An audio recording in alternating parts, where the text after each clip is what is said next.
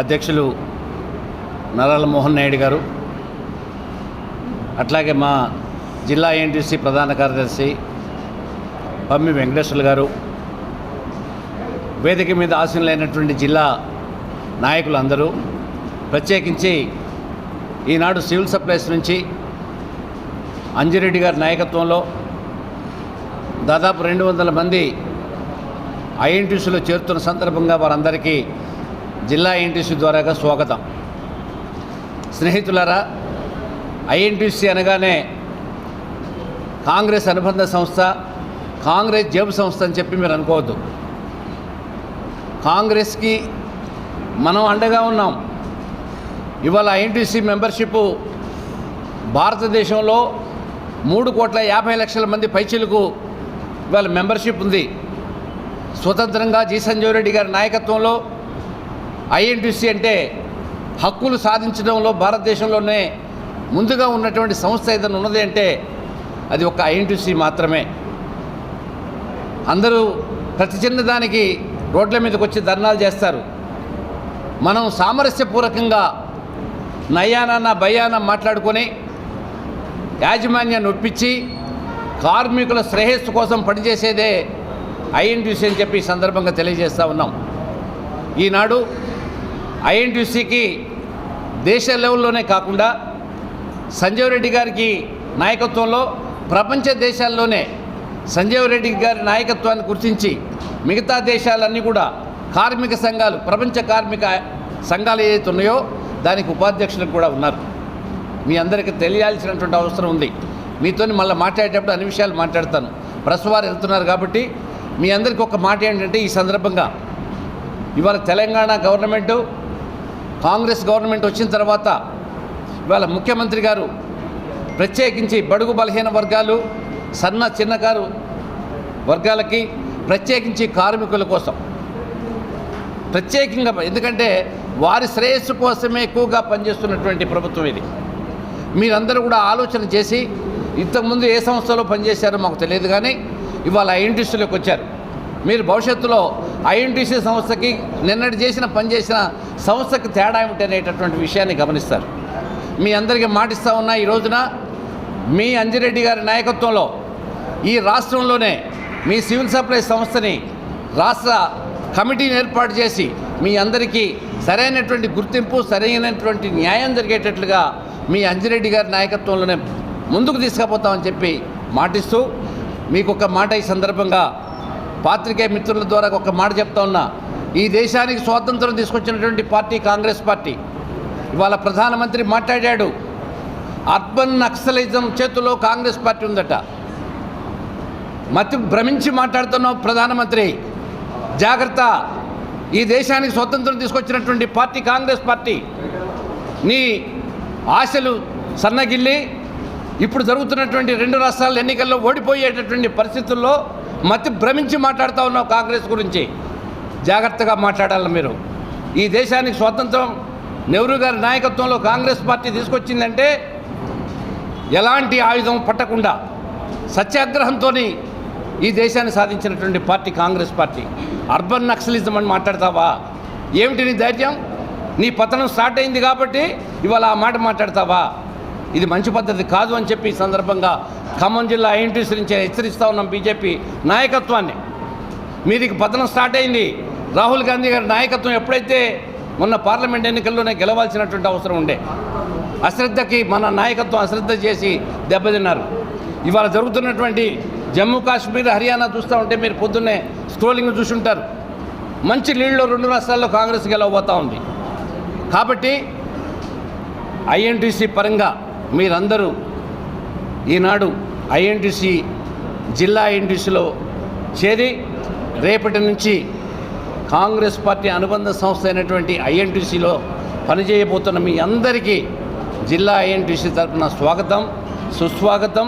అట్లాగే మీరే కాదు, మా దగ్గరికి వచ్చినటువంటి మిషన్ భగీరథ రాష్ట్ర నాయకత్వాన్ని మన జిల్లా నుంచి ఏర్పాటు చేశాం. అంగన్వాడీ మన దగ్గర నుంచి రాష్ట్ర సంఘాన్ని ఏర్పాటు చేశాం. దడవాయి అసోసియేషన్ ఖమ్మం ఐఎన్టీసీ ద్వారాగానే రాష్ట్ర ఆర్గనైజేషన్ స్టార్ట్ చేశాం. నేను అంజిరెడ్డి గారికి నాయకత్వంలో రేపటి నుంచి మీ అంజిరెడ్డి గారి టీం వారికి చెప్తా ఉన్నా, అదే అంజిరెడ్డి గారిని రాష్ట్రం అంతా తిప్పి తెలంగాణలో ఐఎన్టీసీ బలం ఏంటో, మన శక్తి ఏంటో చూపించి ఇప్పుడే మా నగరాధ్యక్షులు వారు చెప్పారు. ఇవాళ సివిల్ సప్లైస్కి ఉన్నటువంటి కార్పొరేషన్ చైర్మన్ కూడా ఈనాడు ఈ మీటింగ్కి ఆహ్వానించడం జరిగింది. కానీ కొన్ని అనివార్య కారణాల వల్ల రాలేదు. తప్పనిసరిగా వారు టైం తీసుకొని భవిష్యత్తులో అదే హైదరాబాద్లో ఉన్నా, ఖమ్మంలో ఉన్నా, లేకపోతే ఇంకెక్కడైనా అనేటటువంటి విషయం పక్కా పెట్టి మీ సమస్యల సాధన కోసం తప్పనిసరిగా సివిల్ సప్లైస్ మంత్రితోని కూడా అవసరమైతే టైం తీసుకొని మాట్లాడేటటువంటి దాంట్లో ఖమ్మం జిల్లా ఐఎన్టీసీ కమిటీ ముందుంటుందని చెప్పి తెలియజేస్తూ, స్నేహితులారా, ఈనాడు ఖమ్మం జిల్లా ఐఎన్టీసీ అనగానే ఏ ఒక్క సీతారాములో, ఏ ఒక్క పమ్మి వెంకటేశ్వర గారు, ఏ ఒక్క నరాల నరేష్ గారు కాదు.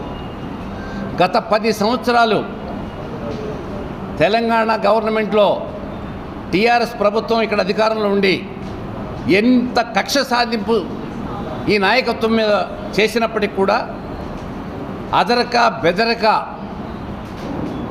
ఇట్లాంటి సంఘాలని చాలా చూసాము, ఇట్లాంటి నాయకత్వాలు చాలా చూసాము. ఐఎన్టీసీని మీరేం బెదిరించలేరు అని చెప్పి నిలబడినటువంటి ఈ సంఘ నాయకత్వానికి మేము ఆల్రెడీ ఈ జిల్లాలో ఉన్నటువంటి 3 మంత్రులకి, తుమ్మల నాగేశ్వరరావు గారికి, అట్లాగే ప్రత్యేకంగా డిప్యూటీ చీఫ్ మినిస్టర్గా ఉన్నటువంటి బట్టి విక్రమార్క గారికి, అట్లాగే శ్రీనివాసరెడ్డి గారికి, జిల్లా కాంగ్రెస్ అధ్యక్షులకు కూడా మా తరఫున జిల్లా కమిటీ నుంచి గత 10 సంవత్సరాలు కష్టపడి ఐఎన్టీసీ కోసం పనిచేసి, పార్టీ కోసం పనిచేసి, నాట్ ఓన్లీ ఐఎన్టీసీ పార్టీ కోసం పనిచేసి పార్టీ అభివృద్ధిలో కీలక పాత్ర పోషించినటువంటి కొందరు వ్యక్తుల పేర్లు మేము నామినేటెడ్ పోస్టులకి మీరు రికమెండ్ చేసి వీళ్ళకి న్యాయం చేయాలని చెప్పి కోరడం జరిగింది. దయచేసి మరొక్కసారి ఈ సందర్భంగా కోరుతా ఉన్నా, జిల్లా ఐఎన్టీసీ నుంచి జిల్లా కాంగ్రెస్ని మరియు మంత్రులను కూడా రాష్ట్ర ముఖ్యమంత్రి గారికి విజ్ఞప్తి చేస్తూ ఉన్నాం. దయచేసి మీరు ఎవరెవరికో పదవులు ఇస్తున్నారు, అది మీరు ఇచ్చుకునేటటువంటి దాంట్లో మేము అబ్జెక్షన్ చెప్పడం లేదు. కానీ గత 10 సంవత్సరాల బట్టి పార్టీ కోసం పనిచేసి, ఐఎన్టీసీ కోసం పనిచేసి న్యాయంగా అర్హత కలిగినటువంటి వ్యక్తులకి కనుక అన్యాయం జరిగితే ఇది ఈ నష్టాన్ని మీరు పూడ్చలేరు అని చెప్పి దయచేసి మరొక్కసారి విజ్ఞప్తి చేస్తూ ఉన్నా. రేపు విజయదశమి కానీ దీపావళి లోపల కానివ్వండి, ఈ నాయకత్వానికి మీరు సరైనటువంటి గుర్తింపు ఇవ్వాలని చెప్పి మరొకసారి కోరుతూ సెలవు తీసుకుంటున్నా. Thank you very much. చాలా పరిచయం గతంలో చాలా విషయాలు మనం షేర్ చేసుకున్నాం. ఎందుకంటే గతంలో కూడా నాకు యూనియన్తో సంబంధం కాబట్టి, ముఖ్యంగా ఇప్పుడు ఐఎన్టీసీ ఆధ్వర్యంలో మనకి ఇప్పుడు 4 కోట్ల మంది ఐఎన్టీసీలో మెంబర్షిప్ ఉన్నారు. అది కాకుండా ఇప్పుడు మనకు అవసరం అన్నమాట. ఏంటంటే ప్రభుత్వం ఎక్కడ ఉంటే, ఎవరి ప్రభుత్వం ఉంటే ఆ ప్రభుత్వంతో మనందరి కూడా సంఘాలు పనిచేయాలి. అది కుల సంఘాలు కావచ్చు, కార్మిక సంఘాలు కావచ్చు. దానివల్ల ప్రభుత్వంలో ఫండ్ దొరుకుతుంది. మీకు ఏమి ఇప్పుడు సివిల్ సప్లై గోడౌన్ విషయాలు ఎక్కడి నుంచో పెయింటింగ్ ఉందా, గోడౌన్ విషయం కానీ ఇలాంటి కొన్ని పనులు ఉంటే పెద్దలు పట్టుకోవాలి. సీతారామ గారిని, మన నరేష్ గారిని వీళ్ళు పట్టుకుంటే మేము కూడా వాళ్ళు పిలిచి అందుబాటులో ఉంటాం. ఎందుకంటే ఐఎన్టీసీ నాయకులకి మేము ఎప్పుడు పిలిచినప్పుడు అందుబాటులో ఉంటాం. ఆ బాధ్యత అనమాట. ఎందుకంటే వాళ్ళు జిల్లా ఆధ్వర్యంలో నడిపిస్తున్నారు కాబట్టి జిల్లా నగరంలో ఎవరు నడిపిస్తే వాళ్ళకి మా నా అవసరం మురళి రావాలంటే రావాలి, శంకర్ నాయక్ రావాలంటే రావాలి. ఎందుకంటే ఇవాళ వ్యక్తులు చాలా చిన్నోళ్ళు, సంఘాలు చాలా పెద్దవి, యూనియన్ చాలా పెద్దది. ఎందుకంటే స్టేట్ అంటే బలమైన ఐఎన్టీసీలో బలమైన శక్తిగా రూపాంతరం చెందాలంటే ఇప్పుడు ఐఎన్టీసీ గతంలో మరి ప్రభుత్వం లేనప్పుడంటే అనుకోవచ్చు. ప్రభుత్వం ఉన్నప్పుడు దాంట్లో అందరూ ఉంటే అందరికి పనులు అవుతాయి. ఇలా ఎవరికి స్వార్థం లేదు, మనోళ్ళకి స్వార్థం ఉంటుంది, మీ సొంత పనులు ఏముంటాయి, యూనియన్ పనులు తప్ప ఏముంటాయి. కాబట్టి మీరందరూ కూడా కొత్త సిద్ధరామయ్య గారు, అదేవిధంగా మన నరేష్ గారు వాళ్ళ ఆధ్వర్యంలో ఇప్పుడు బాలకృష్ణ గారు ఆటో వేసి చూసుకుంటారు. ఇప్పుడు ఇవాళ ఆటో యూనియన్ బలంగా ఉంది, బ్రహ్మాండంగా తయారు చేసేవాళ్ళు. అట్లనే అన్ని యూనియన్లు ఇప్పుడు అన్ని ఏసీ యూనియన్ సంఘయ్య గారు కానీ అన్ని యూనియన్లు ఇప్పుడు ఐఎన్టీసీ ఆధ్వర్యంలో మరి అలా ముందుకు పోతున్నాయి. మీరు ఖచ్చితంగా మీకు ఏ పని ఉన్నా మీ నాయకులు పెట్టుకోవాలి. మీరు ఒక్కరి పోతే పని కాదు. సిద్ధరామయ్య గారు, నరేష్ గారు వీళ్ళందరూ మిగతా యూనియన్లు అందరూ సపోర్ట్ ఉంటేనే ఇప్పుడు మా మంత్రి గారి దగ్గర పోయినా, తుమ్మల గారి దగ్గరికి, బట్టి గారి దగ్గర, కొగ్గిరెడ్డి గారి దగ్గర పనులు ఉంటే ఈ నాయకులతో పోవాలి. అప్పుడు వీరికి ఇవాళ మన సంఘం ఎందుకు ఏర్పడుతుంది, సమస్యలు ఉంటే ఖచ్చితంగా సంఘం ద్వారా పరిష్కారం అవుతాయి. ఆ సంఘ నాయకులు పట్టుకోవాలి. కాబట్టి ఇవాళ మీ అందరూ ఐఎన్టీసీలో ఉన్న ఎన్ని సంఘాలు ఉంటాయో, ఎన్ని ట్రేడ్ యూనియన్లు ఎన్ని ఉంటాయో అన్ని కూడా ఐఎన్టీసీ కొత్త సిద్ధరామయ్య గారు మనకి జిల్లా నగరానికి వచ్చేదాకా నరేష్ గారు. కాబట్టి మీరు అది మరవద్దు.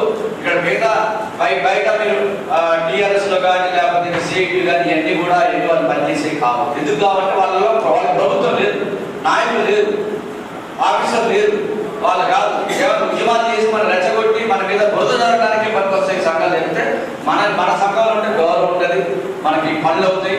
అవి ఖచ్చితంగా మీరందరూ కూడా ఇప్పుడు ఐఎన్టీసీలో ఎవరైనా రాకపోతే ఇప్పుడు జాయినింగ్స్ ఉన్నాయని చెప్పారు. ఇంకా ఎవరైనా ఉంటే అన్ని సంఘాలు అవతల ఒక్కరు కూడా ఉండదు. ఇప్పుడు 60 సంఘం మనకి వెళ్ళి ఉంది, నున్నమదల గారు మార్కెట్ సంఘం మనకి వెళ్ళండి. దాదాపులో ఖమ్మం జిల్లాలో, ఖమ్మం నగరంలో అన్ని సంఘాలు ఐఎన్టీసీ కొత్త సిద్ధరామయ్య గారు, నరేష్ గారు ఆధ్వర్యంలో నడుస్తున్నాయి. కాబట్టి మీరు ఎవరన్నా మాది ఐఎన్టీసీ అని చెప్పుకున్నా కానీ మీరు అది అయ్యపెట్టి కాదు. ఇక్కడ మీటింగ్ పెట్టి ఇక్కడ జిల్లా అధ్యక్షుల ఆధ్వర్యంలో, కొత్త సిద్ధరామయ్య ఆధ్వర్యంలో, నరేష్ గారి ఆధ్వర్యంలో ఈ నడిచిన సంఘాలే మన సంఘాలు. కాబట్టి మీరు గుర్తుంచుకోండి. తర్వాత మీ అందరికీ నేను చెప్పేది ఏంటంటే, ఇప్పుడు మీరు కార్మిక సంఘాల గురించి మొత్తం నాకంటే తెలుసు, కార్మిక సంఘాలు అన్నీ తెలుసు. నేను చాలా అనుభవం ఉంది నా కార్మిక సంఘాల గురించి. ఎందుకంటే గుమస్తా సంఘంలో గుమస్తా సంఘం కూడా నడిపించినోండి, నాకు చాలా అవగాహన ఉంది. మీరందరూ కూడా దయచేసి మీరు సంఘాల్లో ఉండి చాలా కష్టపడి రోజు రెక్కాడితే ఒక్కడికి వస్తుంది. మీరందరూ అమ్మాలి పని చేస్తే నాకు ఒక రోజు ఒక నెల 10,000 వస్తాయి, ఒక నెల 5,000 వస్తాయి, ఒక నెల 20,000 వస్తాయి, సీజన్ బట్టి వస్తాయి. కానీ మీ పిల్లల్ని మాత్రం చదివేయండి. మీ పిల్లల్ని మంచిగా ఇప్పుడు గురుకుల పాఠశాలలు ఉన్నాయి, దాంట్లో సీట్ కావాలి. రాండి సిద్ధరామయ్య గారిని, నరేష్ గారిని, కృష్ణ గారిని పట్టుకోండి. మీరు వాళ్ళు చేసి పెట్టరు. వాళ్ళు కాకపోతే మంది గారి దగ్గరికి వస్తారు. మా సాయం కూడా వారికి ఎప్పుడు మీరు మురళి మనం చేయవచ్చు. మీ పిల్లల భవిష్యత్తు ఇప్పుడు మన కష్టపడి మీ పిల్లలు ఒక డాక్టరో ఇంజనీరింగో చేసిందంటే వాళ్ళకు మీ కుటుంబం మారిపోతుంది. కాబట్టి మళ్ళీ మీ పిల్లలు తీసుకొచ్చి మళ్ళీ మీ వృత్తిలో పెట్టకండి. మీ కోరేది అది ఆటో యూనియన్ నాయకులు చెప్తా, మీకు అది చెప్తా. ఎందుకంటే ఇవాళ మీ కష్టం ఇప్పుడు ఒక జనరేషన్ అంటే ఇప్పుడు మీ నాన్న ఎంత కష్టపడుతున్నా మా నాన్న ఎంత కష్టపడుతున్నా ఇంటికి వచ్చాను. నేను కష్టపడితే నాకు ముందుకు పోవాలంటే మళ్ళీ ఇంటికి పోదుగా.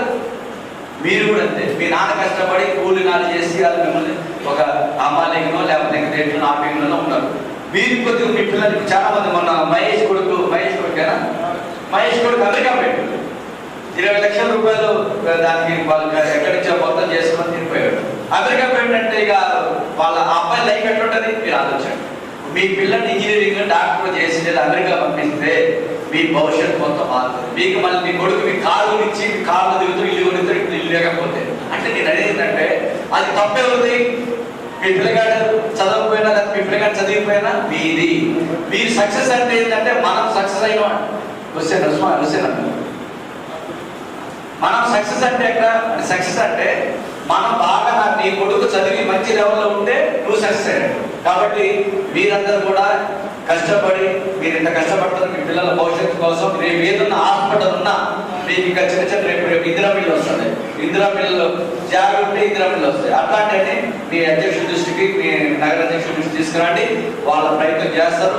ఖచ్చితంగా 3 మంత్రులు వీళ్ళ చేతుల్లో ఉన్నారు, అన్ని అవుతాయి.